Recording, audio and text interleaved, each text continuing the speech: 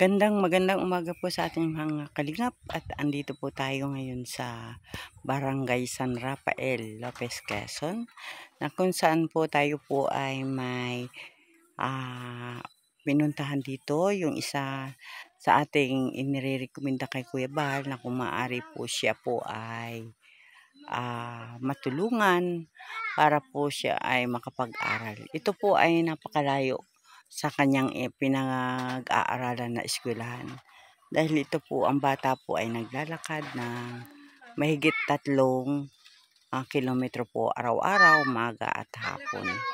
Ayan. At nga po, naipagpaalam po natin kay Kuya Bal kung pwede siya ay doon tumuloy sa landing pad ng natin dito sa Lopez. At ito nga po, atin pong isasama yung bata bagamat hindi pa po naman tayo nakakapunta sa barangay captain dahil ang si kapitana po ay nasa plaza at may ginaganap po diyan sa bayan ng Lopez na Pamaypayan Festival. Ayan. At isasapan po natin siya pero ang nanay po niya ay siyang maghahari dito sa bata para makita rin po niya yung magiging sitwasyon ng kanyang anak kung sakasakali po siya ay mag-aaral na. Ayan. Kaya mga kalingap, magandang umaga po. At shoutout po kay Kuya Bal Santos Matubang, Ate Edna Vlogs, kay Kalingap Rab, at sa lahat po nating kalingap, magandang tanghali po. Ayan. At andito po tayo sa tuktok ng bundok. Ayan, ang lalim po ng lugar dito sa ating likuran. Malalim po ito. Ito po ay napakalayo sa bayan. Ito po ay isang baryo dito sa Lopez.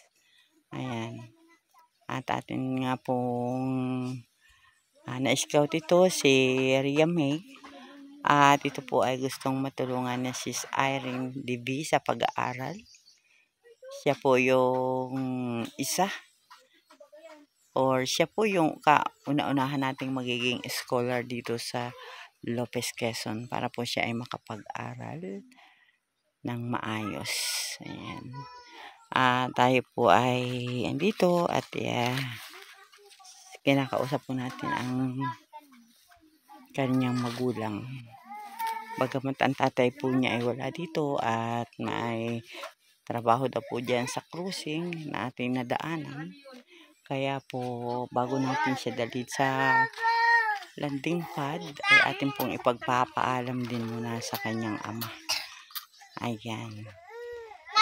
Si Ria May po ay may 4 na kapatid na maliliit. At dito nga po sila nakatira sa Barangay San Rafael, Lopez, Quezon. Ayan. Samahan po niyo ako mga kalingap.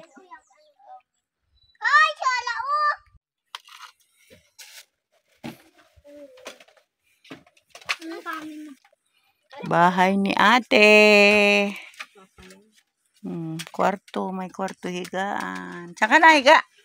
Saan ka na higa? Doon? Doon ka natulog? Ay sino natulog dito? Mama. Mamungo po kayo ha. Ayan. Ito po mga kalingap ang loob ng bahay nila. Nakain na si Miling. Miling, kain ka na ng ulam ni Miling ay. Napaka-simpleng buhay lang po dito. Ang bahay ni Ria May. Dami naman si ating panggatong oh. Lagi pong nag-aulo yung isa. Yung asawa mo, nakuha niyan. Masipag naman oh. Hindi na yung ibang lalaki. Naku, hindi mo tuktukan na hindi kumilasan na. Yan po yan pag alam niyo yung kakampi ng panggatong ay nakuha po. Sabi nga ni Kapitan, masipag daw yung asawa mo. Maano din lang po. Kapalibahat nga ho. Ay wala nga hong... Sabi nga ni Kapitan, daw, ang maganda daw sa asawa mo, yung pag talagang walang-wala na siyang hanap buhay. Yung sabi daw niya sa kanya, Kapitan, baka naman po may trabaho kayo. Gano'n siyang nagtatanong, masipag. Masipag daw nga yung asawa mo, sabi ni Kapitan. Kaya po kaya nga po kami nanalbuso nung sinulit ko kanina. Wala nga akong nalating na naman kapapagtrabaho. Sabi ko niya wala na tayong pansabi. Kaya kami nanalbos nung 2 araw ay sinulit ko naman ho kanina. Anong tinalbos mo, te? Talbos po ng anahaw. Nandito po nga ho yung Talbos ng anahaw. Tapos, magkano ang binta mo? 2 po. 2 isang piraso? Gayon yung ginagawang pamaypay? Yan. Tingnan natin ang ulam ni Miling. Miling! Ang ulam ni Miling. Nakakain na yan at ibinitaw na pala yan sa Didi. Hindi ka na nadidi? Hindi. Oh, ito yung muna. Nasagot. Oh. Hindi ka na nadidi? Hindi no. Galing naman. Nasagot. Gusto mo ng didi? Madidi ka? Sa maga po yun. Ginagatos din ho namin sa maga. Oo. Ayan. Sa kape naman ho, hindi siya makatulog. Yummy, yummy! Yummy muna. Ice cream yummy. Yummy naman. Yummy naman. Yummy naman ng batang kain ng batang yan. Yummy? Oo. Nadidi ka pa? Nadidi ka pa? Ayaw? Ayaw ano? Yan na. Si ate ay may simpleng. Ate, walang takip yung kanin mo. Maaabuhan. Ang ganda naman ng tungko mo. Hindi ka nabibili ng gas, ano? Ayan mga. Ay, ginagamit po namin ay uling. Kung kalan. Saka po ay wala din masyadong nakukuhaan ng uling.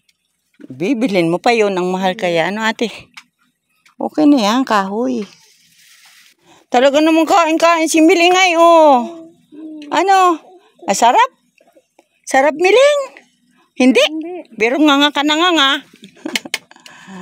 Ayan. Ay, kaya po ano. Yan po ang pinagkakakitaan ni ate, talbos ng anahaw. At magkano ate ang isa niyan? 2 po. Ang hirap naman yan, manguha. Yung pang-abot ko, nakukuha ko na. Nag-aanahaw ka. Yung abot ko, nakukuha ko yung abot. Yung abot lang. Yung mababa. O, edi sa tigdudus yan, magkano na yan, te? Ano po na, 15 piraso pwede, 30 na din po. 30. Tapos meron naman po ako dun sa baba na, naiwan ko dun sa baba. Mga 20 piraso na po yun. May pambigas na. Kulang pa rin. Kulang. Kanina po, nakapira man ako kaninang 500. Nakabili ako 3 kilong bigas. Ay ilang piraso pala yun? Alin po? Ay, bakit ka nagkapira pala? Ano ka? Nagsulit pa ako ng anahaw yung po ay, yung pinanalbos po namin kahapon tapos ng araw. Ganyan na rin siya. Ay di, paano pagdala mo yan? Sa ano po ay, sa motor. Babayad ka pa rin. Bayad pa. Kaya po yung 500, di may pamasahe pa din po.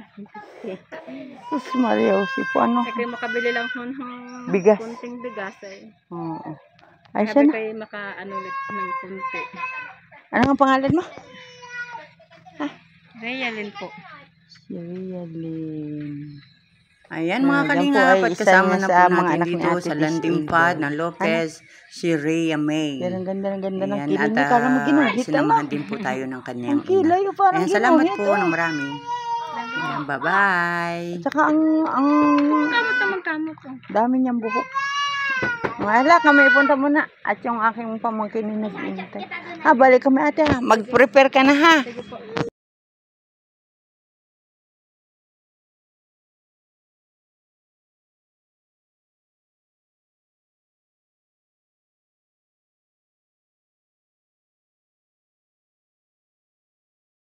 Yan, sis Irene.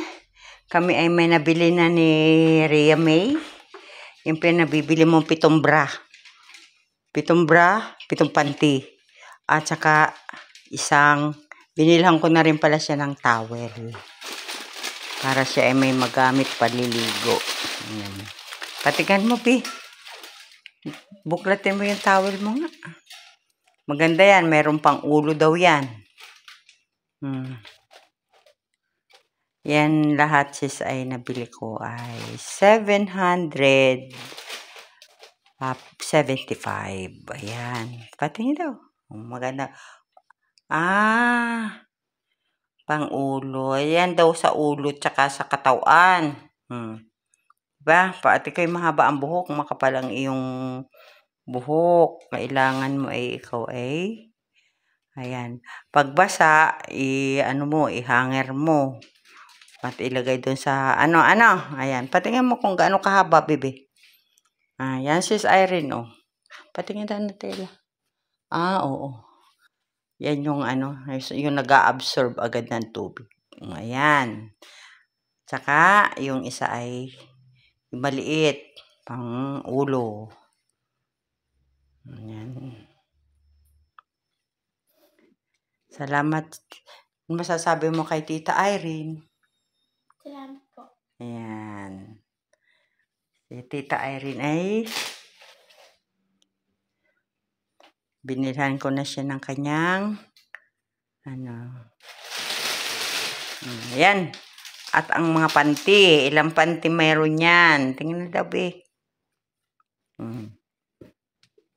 Gaganda. Isa-isahin mo daw buklatin. Isa. Ayan. Pag hubad mo, laba agad. Huwag nang patigilin na para hindi siya na kinakain ng langgam. Ganda ng panty. Ang ganda ng tela niyan, sis. Ito pa yan, isa, Pito yan?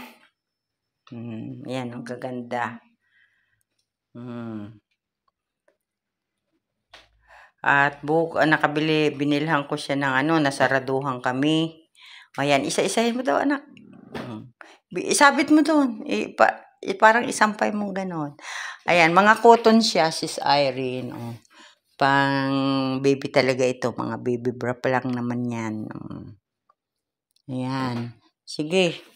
Ilang piraso yan? Yan, pang yan, uniform. Para hindi ayan. Mga may plain, merong naman, daming bro ni ate.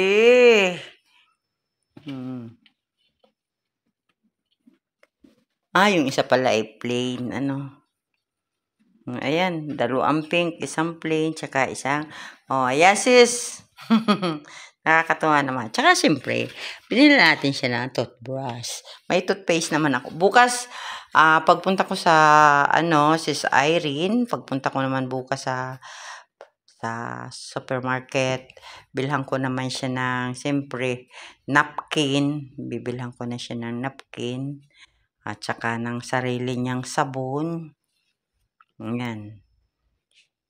Kaya, ayan, salamat sis Irene. Ayan. At yan lang ang nabili namin kanina doon sa bayan. Ang gaganda. Ito naman, ang gaganda ng tela. Ang siya, cotton din. Parang mga cotton din siya. Ayan. Ito po, nabanat. Nabanat ito. Maganda ito. Gusto ko ganito lang garter. Ito. Ayaw ko nung garter na may ganare. Kinakati ako niyan. Kailangan ganito lang garter ko. Kati sa tiyan. Oo. Yung mga panty ko. Pero pag ganito, malambot, okay lang naman. Huwag lang ayaw ko yung suin. Kinakati ako nun. Ba't naman yan na itinali mo pa? Ay magbihis ng pantulog. Itong mga panty mo at saka bra, ang ilagay mo dito. Dito sa bag. Para dukot-dukot ka lang dyan. Pagkalaba, sampay. At meron mang kitang Pasya sa ito. Okay naman sa iyo. Ang cute naman. Abilang ko din pala wala pa naman didi yung aking apuhan. Kaya hindi pa. Matanda ka naman kay ining ay. Ang gaganda niya, huwag pa iitimin yung yung mga ganito, Ako yung mga luma na ang panty at bra, hindi na itim ang mga ganito. Dahil ang sabi may narinig ako binata. Makikita mo daw malinis ang isang babae pag ito ay malinis. Ayan. Yan na. Ayan, may toothbrush doon. May toothpaste. Sis Irene, oh. Ganda man. Kasya kaya ini sa ito? Kasya yan. Ayan. Sis Irene, ano sasabihin mo nga kay Ate Irene? Sis Irene, kay Tita Irene. Salamat po. Salamat. Ayan. Ngayon ka lang nabili ng ganito, yung marami. Pailan-ilan ang binibili sa'yo. Pag bumibili kang pante. Ano lang po, mga dalawa lang po. Dalawa lang. Yan, kaya marami ka ng pagpapalitan. Ha? Huwag mong lulukutin. Pagkakaligo mo, laba agad, may sabon doon. Sa toilet ha. Yung toothpaste doon, maraming toothpaste doon. Gamitin mo. Yun daw, sis Irene. No? Mga pang baby pa. Ayos yan na. Bis ka. Doon sa toilet. Ayan. Magandang bata. May kasama na ako dito.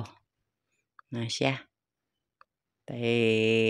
Bukas na ako mag-send kay Kuya Bal ng ano.